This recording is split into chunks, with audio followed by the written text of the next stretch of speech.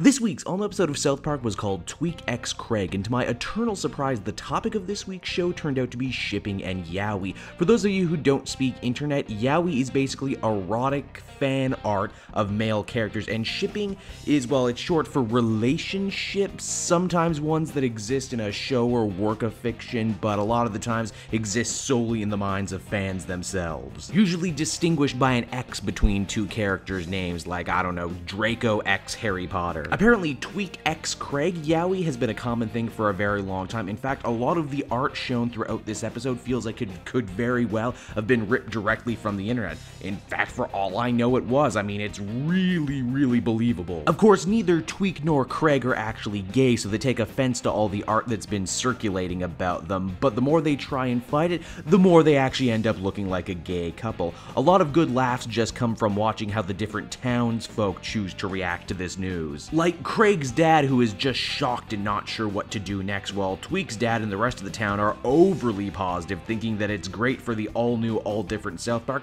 to finally have its first gay couple, which, I mean, is technically not true. There was lots of gay couples before them. It's just, you know, those gay couples were Saddam Hussein and Satan, or Satan and Chris, or Mr. Garrison and Mr. Slave, or Big Gay Al and Mr. Slave. And you know, while we're on the subject of those relationships, while they may have started as one-off jokes, over time I feel the writers actually managed to deliver a lot of depth to them in their relationships, but hey, that's not what I'm here to talk about. As I mentioned before, a lot of the jokes come from people being overly positive about Tweek and Craig's presumed gay relationship, so much to the point that they just start giving them money for some reason. The situation soon boils over when the boys attempt to stage a breakup, only to do way too good a job of it and need to come together in order to save face in front of the rest of the town. Eventually deciding that, you know what, maybe you can't fight all the yaoi artists of the world, maybe you just kinda gotta roll with the punches sometimes, for better or worse. And considering that South Park is now integrating continuity into their shows, I'll be interested to see if this Tweek Craig stuff comes up again in future episodes. The B-plot of Tweek x Craig involved the return of Cartman's Cupid Me, a little tiny matchmaking figment of Cartman's imagination who likes to pee in people's mouth for some reason, because of course he does.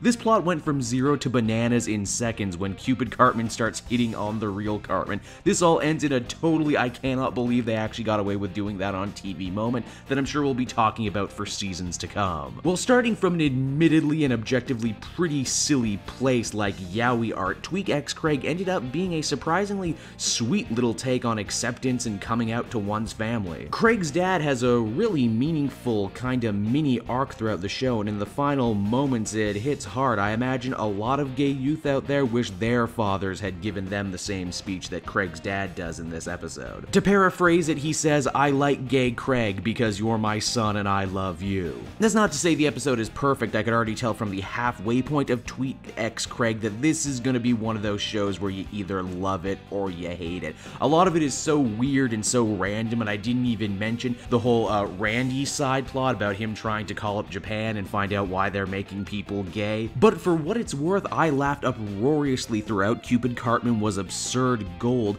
Using erotic fan art as the backbone of an entire episode was a risky move, but I felt they pulled it off quite admirably, which is why I end up giving it a 9 out of 10. Hey everyone, thanks so much for watching my newest video. I hope you enjoyed it, and I hope you'll feel like checking out some more videos I have on offer here at Cape Joel.